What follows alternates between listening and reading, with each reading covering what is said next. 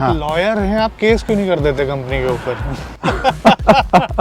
सबसे बड़ा सवाल तो यही है। गाड़ी को हम जो है एनसीआर के बाहर लेके ना जाएं, गाड़ी में हम वजन लोड ना करें, गाड़ी को हम स्पीड में ना चलाएं, गाड़ी को हम पहाड़ों पे ना चलाएं। तो अगर इतने सारे कंस्ट्रेंट हैं तो पहले बता देते यार, हम 10 साइकिल खरीद लेते। सही बात है। ये 40 लाख रुपया खर्च करके ये गाड़ी लेने का हमको आखिर क्या पॉइंट? तो हमने कहा कि बॉस, तो फिर इसका तो एक तरीका है कि हम 200-300 लीटर यहीं से तेल अपना भर के लेके जाएं। नमस्कार दोस्तों, एक बार फिर से आप लोगों का स्वागत है। देश के अंदर कुछ ही ऐसे ब्रांड हैं जिनकी रिलायबिलिटी का जो है प्रूफ दिया जाता है, जस्ट लाइक टोयोटा और एक दो ब्रांड और हैं। लेकिन आज मैं बात करूंगा सिर्फ टोयोटा की, और उसकी जो रिलायबिलिटी है यहाँ पर जो है हम क्लेम कर सकते हैं उतनी अच्छी नहीं है, क्योंकि उसका सबसे महंगा प्रोडक्ट यहाँ पर आज हमारे पास है, वो है फॉर्च्यूनर का 2021 मॉडल है ये, और मात्र अभी 20-22 हज़ार के आसपास चला है। और ये सर की गाड़ी है, सर है राजीव जी, और इनकी ये दूसरी फॉर्च्यूनर है। पहला एक्सपीरियंस हम सर से ही जानते हैं, इनके पास पहले कौन सी फॉर्च्यूनर थी, कब ली थी? देखिए, सबसे पहले हमने जनवरी 2014 में टोयोटा फॉर्च्यूनर अपना वो पहला खरीदा, और जनवरी 2014 से लेकर फरवरी 2021 तक उसको हमने चलाया करीब 1.5 लाख किलोमीटर के आसपास जी। इस 1.5 लाख किलोमीटर में गाड़ी में सिर्फ 2 काम कराने की आवश्यकता हुई। एक तो म्यूजिक सिस्टम का रिबूट कराना पड़ा, और एक इसका वायर था जिसके चलते इसका लाइट इंडिकेटर वो जो है वो ठीक से काम नहीं कर रहा था। ठीक है। इस 2 चीज के अलावा हमको गाड़ी में एक भी काम कराने की कभी आवश्यकता नहीं पड़ी। गाड़ी को लेके अगर हमको 1000-2000 किलोमीटर भी जाना है, बस सामान रखते थे, गाड़ी लेके हम लोग चल देते थे। इसके अलावा मतलब वर्कशॉप में जाओ, चेक करवाओ, ये दिखलाओ, वो दिखलाओ, इसका कहीं से कोई हिसाब ही नहीं था। अब हम इस गाड़ी से इतने सेटिस्फाइड थे, जब हमने उस गाड़ी को निकाला तो हमने उसके बाद तमाम दूसरी गाड़ियां चेक की, right from BMW to Mercedes to Audi, जितनी गाड़ियां होती हमने सब कुछ चेक किया। समहाउ हमको अभी भी ऐसा कोई गाड़ी नहीं दिखा जो हमारे फॉर्च्यूनर के उस एक्सपीरियंस को मैच कर सके। तो हमने सोचा कि भाई फॉर्च्यूनर को ही दोबारा फिर से ले लिया जाए। यहाँ उत्तम टोयोटा है, वहां पे भी हम गए, उनके पास भी कोई गाड़ी उस वक्त नहीं थी टेस्ट ड्राइव कराने की। फिर हम यहाँ पे नोएडा में और भी जहाँ दूसरा जगह है वहां भी गए, उन लोगों के पास भी टेस्ट ड्राइव के लिए गाड़ी उस वक्त नहीं थी। तो हमने देखा कि जो मेरा अपना एक्सपीरियंस था, अच्छा एक्सपीरियंस था ही, हमने कहा कि भाई टेस्ट ड्राइव की कोई आवश्यकता नहीं है। हमने इसको कैश डाउन में इस गाड़ी को ले लिया। अब मैं आपसे पूछना चाहूंगा कि आपने टेस्ट ड्राइव नहीं ली जी, उसके बाद चलाने में ये गाड़ी कैसी है? तो चलाने में तो ये गाड़ी पहले से कहीं ज्यादा बेहतर है। इंजन पहले से कहीं ज्यादा स्ट्रांग है, स्टेबिलिटी पहले से कहीं ज्यादा अच्छी है। ये जैसे जैसे गाड़ी स्पीड पकड़ती है, ये गाड़ी का स्टेबिलिटी और ज्यादा बढ़ते जाता है। पहले था कि 130-140 पे हल्का सा गाड़ी में वेवर था, अब तो ये है कि जैसे जैसे स्पीड बढ़ता है इसका स्टेबिलिटी और ज्यादा बढ़ते जाता है। जी बिल्कुल। तो गाड़ी के चलाने में, क्वालिटी में कहीं कोई अपना दिक्कत नहीं है। जो सबसे पहला प्रॉब्लम जो हमने इसमें नोटिस किया वो दिखा कि डेड पेडल इसमें से हटा दिया गया। अच्छा, उससे तकलीफ होती है? बहुत तकलीफ होती है। हालत ये है कि अब लॉन्ग ड्राइव में आदमी खुद से इसको ड्राइव कर ही नहीं सकता है। पैर का आपका ये जो सामने का जो मसल है, ये मसल आपका बिल्कुल ऐसे स्ट्रेन होके रहता है, उससे आपका मतलब बहुत ही अनकंफर्टेबल है। और क्यों हटाया हमको अभी तक समझ में नहीं आया। जानकारी के लिए आपको बता दूं, ये मैनुअल है, इससे पहले भी आपके पास मैनुअल थी। उसमें था डेड पेडल। इसके पुराने वाले मॉडल में वो भी मैनुअल थी, उसमें डेड पेडल था। इसमें जब हमने देखा तो एक्चुअली मतलब इस चीज का हमको काफी ताज्जुब हुआ कि इस मतलब वो एक डेड पेडल हटा लेने से इसका कितना पैसा बच जा रहा था, और जितना बच रहा था उतना पैसा तुम और ले लेते। फिर हमने कंपनी में भी कांटेक्ट किया, उन्होंने कहा कि सर हमारे पास नहीं है, आप बाहर से लगवा लो। बाहर वाले कहे कि भाई ऐसी गाड़ी है, हम लोग इसको नहीं टच करेंगे। अच्छा। तो लिटरली जो है डेड पेडल इसमें नहीं लग पाया, और उसके चलते मतलब खुद तो ड्राइव करना जो है हमारे लिए बहुत ज्यादा टॉर्चरस हो गया इसको। और मैं ऐड करना चाहूंगा, जो आप दूसरी प्रॉब्लम बताने वाले हैं उसमें टोयोटा का कहना है कि आप इस गाड़ी को शहर में मत चलाइए, आप इस गाड़ी को लॉन्ग ड्राइव में मत लेके जाइए, आप इस गाड़ी में लोड मत रखिए, और मैक्सिमम हम बता रहे हैं आपको। फिर उसके बाद गाड़ी खरीदने के इमीडिएट बाद हम लोग लेके चले गए इसको जिम कॉर्बेट, और वहां से नैनीताल वगैरह अपना गए। वहां से अपना लौट रहे थे, गाड़ी को के अपना लिए हुए मुश्किल से 900 या 900 के अंदर ही होगा। अच्छा। तो पहली मर्तबा एडब्लू का लाइट जला। हमको लगा कि शायद इन लोगों ने एडब्लू पूरा भरा नहीं होगा अपना। खैर आए, हम लोगों ने एडब्लू का टॉपअप कराया, पूछा कि भाई एडब्लू का क्या बवाली है अपना। उन्होंने कहा कि सर ये कुछ नहीं, बड़ा बढ़िया सिस्टम आया है, BS6 है अपना, एयर क्लीनिंग ऑल दैट। हमने कहा चलो अच्छी बात है। उनका था कि अपना 8000 से 10000 किलोमीटर पे ये जो एडब्लू है का अपना 10 लीटर है वो खत्म होता है, फिर चेंज कर लेगा। उसके बाद उन्होंने फिर कहा कि इसके लिए आपको पहली मर्तबा बताया गया कि आपको BS6 का जो डीजल है वही लेना है। अब BS6 डीजल का क्या क्राइटेरिया है वो नहीं बताया गया, बस ये कहा गया कि आप पंप पे पूछ लेना कि उनके पास BS6 का डीजल है कि नहीं है, अगर होगा तभी लेना। फिर उसके बाद आप पूछ के भरते हैं?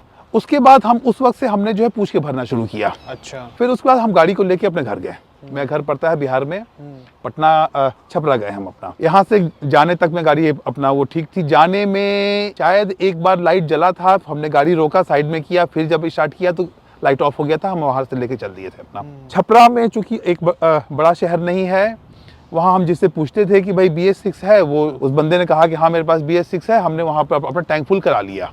आजकल ऑलमोस्ट BS6 हैं सारे। अब पता नहीं साहब, इनका तो कहना है कि आप अपना खुद का जो है पेट्रोल टैंक खोल लो, तभी आपको जो गारंटी की होगी। फिर हम वहां से लेके निकले, छपरा से सिवान होते हुए देवरिया से हम बाहर निकले। देवरिया से हम बाहर निकले होंगे, इसका मतलब होता है कि दिल्ली से वहां तक करीब 1300 किलोमीटर। अच्छा। लाइट जला, लाइट जलने के साथ आया कि 3000 किलोमीटर में आपका एडब्लू समाप्त हो जाएगा। हमने टोयोटा के बंदे से बात की, तो उसने कहा कि सर 700 किलोमीटर में आप नोएडा पहुंच ही जाओगे, आप आ जाओ, उसको हम दिखवा लेते हैं। ठीक है। अब इंटरेस्टिंग गेम वहां से स्टार्ट हुआ। उसके बाद हर 10 किलोमीटर पे कितना बचा है वो 100 किलोमीटर कम होता गया। गाड़ी चले 10 किलोमीटर और कितना किलोमीटर बचा है वो घटे 100 किलोमीटर। हर 1 किलोमीटर पे 10 किलोमीटर घटे। फिर एंजाइटी हो गई आपको? एंजाइटी बहुत ज्यादा हो गई, और उसके बाद हमने हर 1-1 किलोमीटर पे उसका फोटो खींचना शुरू किया, ताकि एक ये जो चीज हो रहा है इसका मेरे पास रिकॉर्डर है। मैंने उसका हर 1-1 किलोमीटर के बाद ये चीज को घटते हुए मैंने इसको फोटो लिया। मैंने इनसे फिर से पूछा, इन्होंने कहा कि वर्स्ट केस सिनेरियो में अगर वो एडब्लू खत्म हो जाता है तो आप गाड़ी बस बंद मत करना, चलती गाड़ी जहां तक चलेगी एडब्लू का कोई इशू नहीं आएगा। क्योंकि एडब्लू पे गाड़ी अगर आपकी बंद हुई तो फिर गाड़ी जो है दोबारा स्टार्ट नहीं होगी। अब इससे और ज्यादा टेंशन हुआ आदमी को। अब 2014 से मेरे फॉर्च्यूनर के एक्सपीरियंस में पहली मर्तबा गाड़ी लेके हम बीच रास्ते में वर्कशॉप जाना पड़ा हमको। लखनऊ में इसका वर्कशॉप है, वहां लेके गए। वहां हमने एडब्लू का फिर टैंक अपना फुल कराया जी। वहां से लेके फिर हम दिल्ली आए। इसके कुछ दिन बाद हमको फिर से घर जाना पड़ा। ऑलमोस्ट सेम कहानी फिर से रिपीट हुई हाईवे में। लेकिन इसके पहले क्या हुआ, जब हम उनके पास गए तो हमने कहा कि भाई हम तो हर जगह अपना BS6 का ही पूछ के अपना तेल भराते हैं। तब उन्होंने ऐड किया कि सर BS6 का मतलब होता है कि आप उसकी डेंसिटी चेक करो। अच्छा। डेंसिटी होनी चाहिए 820 से लेके 860 के बीच में। हमने कहा यार अब इसका हम डेंसिटी कहाँ चेक करने जाएं? तो उन्होंने कहा कि सर वो जो पेट्रोल में हर जगह जो है मीटर के नीचे डेंसिटी होता है। सही बात है। अब मैं यहाँ जहाँ रहता हूँ क्लियो काउंटी में, उसके ठीक पीछे वाला जो पंप है उसका डेंसिटी का मीटर पिछले साल भर से खराब है। अब हम कहाँ जाके तेल लेंगे? अब उसके बाद से हम जहाँ भी तेल लेते थे तो 2 जगह 3 जगह छोड़ के, जहाँ भी डेंसिटी जिनका नहीं काम करता था, अब तेल भरवाना अपने आप में एक एक्सरसाइज हो गया। अब वहां जाके आप तेल भरवाइए जहाँ पे डेंसिटी शो करता है। अब यहाँ पे वहां जाके आपको जो नोएडा ग्रेटर नोएडा एक्सप्रेसवे है एक वहां पे है, वहां पे लेना पड़ता है। मयूर विहार जाके लेना पड़ता है, या फिर आपको सेक्टर 62 में जाके अपना पूरा हैवी जाम से अपना क्रॉस करके जाइए, तब वहां जाके अपना वो तेल लीजिए। तो इतना ड्रामा एक तेल लेने के लिए। सर आपने क्रॉस क्वेश्चन करना चाहिए था उनसे। हमने उनसे पूछा, उन्होंने कहा कि सर आप इसको NCR के बाहर में जाओगे तो वहां तेल की क्वालिटी की गारंटी नहीं मिलेगी। तो हमने कहा कि बॉस तो फिर इसका तो एक तरीका है कि हम 200-300 लीटर यहीं से तेल अपना भर के लेके जाएं, क्योंकि हमको तो यार हमेशा जाना है और घर मेरा जो है बिहार में है। वहां जैसा तेल मिलता है वैसे ही तेल मिलेगा। उसके बाद मतलब कुछ ऐसा इत्तेफाक था कि हमको 3 महीने में तीसरी बार फिर जाना पड़ा बिहार। तो उस बार भी एग्जैक्टली वही हुआ। 800-900 किलोमीटर पे एक बार लाइट फिर जला। हमने इनको फिर फोन किया, इन्होंने कहा कि सर आप वहाँ गाड़ी रोको, एक बार गाड़ी ऑफ करो, स्टार्ट करो, देखो क्या होता है। हमने गाड़ी रोका, ऑफ किया, स्टार्ट किया तो फिर वहां से जा चुका था। लेकिन अब हर बार भी जाने के पहले हम 10 लीटर का पहले उसको अपना टैंक फुल कराते थे एडब्लू का। 10 लीटर एडब्लू अलग से साथ में रखते थे। तो एक सामान का झंझट अलग से आया मेरे ऊपर। यहाँ आने के बाद हम फिर काफी उन लोग से अपना बहुत तरह की बातचीत हुई, अपना बहुत हुआ। फिर उन लोग के आइडियाज आने शुरू हुए। एक ने कहा कि आप इसको जो है लोड आप ज्यादा डाल देते हो। अच्छा। हम चुप हो गए कि भाई फॉर्च्यूनर में लोड डाल देते मतलब क्या, ठीक है हम भारी हैं लेकिन ऐसा भी नहीं है कि यार मैंने हमारे बैठने से फॉर्च्यूनर में लोड हो जाएगा। फिर कहा कि आप इसको तेज मत चलाया कीजिए। हमने कहा अच्छा यार, तो अब इसको हम कितना मैंने 60 या 80 पे चलाए फॉर्च्यूनर को, तब तो फिर वो 120 तक तो हमको जो है अपना गवर्नमेंट अलाउ करती है। बिल्कुल सही बात है। एक इनकी तरफ से ये भी कहा गया कि भाई पहाड़ वहाड़ में ज्यादा इसको लेके मत जाइएगा। ओके। इनका जो रीजनरेशन होता है संभवतः वो 60 का स्पीड या उससे ज़्यादा होना चाहिए जब इसका रीजनरेशन स्टार्ट होगा, बट उसका मेरा अपना फर्स्ट एक्सपीरियंस नहीं था, बट इनकी तरफ से वो भी कहा गया। फिर इन्होंने इस कंप्लेन को रेज किया, इनके अपना हेडक्वार्टर में गया, हेडक्वार्टर से आदमी आए, तो करीब 100-150 किलोमीटर इन्होंने गाड़ी चलाया अपना, 100-150 मतलब दिल्ली के आसपास ही चलाया अपना। ठीक है। फिर कहा कि अब सर इसको हम लोग अब देखिए इसको ठीक हो गया है। फिर हम इसको लेके गए हरिद्वार गए, लेके आए, और उस वक्त तक करीब 1600-1700 किलोमीटर हो गया था गाड़ी का। उसके बाद फिर साहब खत्म हो गया। अच्छा, ठीक है। तो ये इसका रेंज चल रहा था जो कि 900 से बढ़ के और 250 मतलब 2000 के रेंज में तो कई बार अपना वो खत्म हुआ। जो बहुत अच्छा गया वो 2500 तक गया अपना। मतलब 2500 में आपका ये बिल्कुल टैंक खाली हो जाता है। टैंक खाली अपना। उन्होंने कुछ इंस्पेक्शन वगैरह करे, लीकेज वगैरह उन्होंने लीकेज अगर होगा तो कहीं नीचे ही गिरेगा। बिल्कुल होगा। वो आज तक नहीं गिरा कभी नीचे। उसके बाद वो लोग इसको फिर से लेके गए। इस बार वो लोग इसको आगरा तक लेके गए। इन लोगों ने थ्रू आउट गाड़ी को 80 के आसपास चलाया। सिर्फ 80 के आसपास। और 1-2 बार में भी शायद 3 बार मोमेंटरली फॉर सम सेकंड्स 130 तक लेकर गए। ओके। और गए और लौट के आए, कहे कि भाई देखिए हम लोग यहाँ से वहां तक गए थे, अपना 400 किलोमीटर गाड़ी को चलाया है, 400 किलोमीटर में इतना ml अपना हुआ, खर्च हुआ, इसके हिसाब से आपके गाड़ी का जो है अच्छा माइलेज है, इस गाड़ी में कोई प्रॉब्लम नहीं है। ये कहा कि उन्होंने गाड़ी हमको वापस दे दी। फिर हमने एक उनको लंबा मेल बनाया। हमने कहा कि भाई आपका कहना है कि गाड़ी को हम जो है NCR के बाहर लेके ना जाएं, गाड़ी में हम वजन लोड ना करें, गाड़ी को हम स्पीड में ना चलाएं, गाड़ी को हम पहाड़ों पे ना चलाएं। तो अगर इतने सारे कंस्ट्रेंट हैं तो पहले बता देते यार, हम 10 साइकिल खरीद लेते। सही बात है। ये 40 लाख रुपया खर्च करके ये गाड़ी लेने का हमको आखिर क्या पॉइंट है। और जो सबसे इम्पोर्टेंट चीज़ था मेरे लिए, फॉर्च्यूनर का USP था इसका ट्रस्टवर्दीनेस। बिल्कुल सही बात। हमको कहीं भी जाना है, कितना भी दूर जाना है, हम गाड़ी उठाते थे और लेके बस निकल जाते थे। वो ट्रस्टवर्दीनेस, वो पीस ऑफ माइंड अब वो कंप्लीटली मतलब एकदम समाप्त है। अब इसको हम शहर के अंदर इसलिए नहीं चलाते हैं क्योंकि भाई अब बड़ी गाड़ी है, चूंकि मेरी अब दूसरी छोटी गाड़ी, उसे हम शहर के अंदर चलाते हैं। इसको लिया था शहर के बाहर जाने के लिए। अब ये एक अपना डर बना रहता है कि भाई 800-900 किलोमीटर पे फिर इसका वो आ जाएगा, खामखा का एक अपना दिमाग खराब होगा। अब इनके साथ लड़ो झगड़ो बातचीत करो, इनका जो है अपना हिसाब वही रहेगा, ये नहीं बदलने वाले अपना। कई बार अपना बातचीत किया, कई बार कंप्लेन किया, कई लोगों से कहा। आपका एक उसमें हमको आया रिस्पांस आया तो बड़ा अच्छा लगा हमको भाई, कि भाई जो आपको ये जो आप लोग गाड़ी का ब्लॉगिंग करते हैं, कम से कम एक तो आदमी है जो इस चीज़ को रेस्पॉन्सिबली कर रहा है। तो ये चीज़ हमें बहुत अच्छा भी लगा अपना। सर आपका मेल देख के हमें ताज्जुब हुआ, क्योंकि हमने भी रखी है फॉर्च्यूनर एक हफ्ते तक, ऐसा तो कुछ हुआ नहीं और काफी लोग चला रहे हैं। बिल्कुल। जैसे आप बता रहे हैं जी, वो जो पेट्रोल पंप है वहाँ पर हाँ। डेंसिटी वाला खराब है। हाँ। वहाँ पर कोई और दूसरी फॉर्च्यूनर नहीं जाती होगी क्या? बिल्कुल जाती होगी, वो जाके वहां पे आराम से लेते होंगे। लेकिन हमको तो एक मन में एक आपने जो है टेंशन डाल दिया ना कि हम गलती कर रहे हैं, आपकी गाड़ी सही है, ये हाँ। उनका कहना था। टोयोटा की तरफ से कोई रिस्पांस आया? कोई रिस्पांस नहीं। कोई रिस्पांस। उस वक्त जो है 2-3 लोग आए थे, जो जब उन लोगों ने फाइनली कह दिया कि साहब हमारी कोई गलती नहीं है, बात खत्म हो गई उनकी तरफ से। अच्छा, उनकी तरफ से केस क्लोज है। केस क्लोज है। हाँ। और गाड़ी अभी भी वारंटी में है? गाड़ी वारंटी में है। और बाहर से आपने कुछ नहीं करवाया जिससे कि कुछ भी नहीं। बट ये तो बहुत शर्मनाक बात है यार, क्योंकि कुछ भी नहीं। 22-23 हजार के आसपास चली हुई गाड़ी में इतनी टेंशन झेलनी पड़ रही है। और कस्टमर यहाँ पर क्यों आए हैं दोबारा? क्योंकि पहला जो एक्सपीरियंस है काफ़ी अच्छा हुआ था। मतलब समझ में नहीं आ रहा आप लोग क्या कर रहे हो, कैसे आप चेकअप कर रहे हो और कैसे आप कस्टमर को सेटिस्फाई कर रहे हैं। कस्टमर इसको ना तो पहाड़ में चला सकता है, ना इसको लॉन्ग डिस्टेंस में लेकर जा सकता है, ना शहर में चला सकता है। फिर क्या फ़ायदा 40 लाख खर्च करने का? तो मैं रिक्वेस्ट करना चाहूँगा टोयोटा से, अगर कोई देख रहा है तो इस प्रॉब्लम को जल्द से जल्द रिजॉल्व किया जाए, क्योंकि बहुत टाइम ख़राब होता है, टेंशन अलग होती है।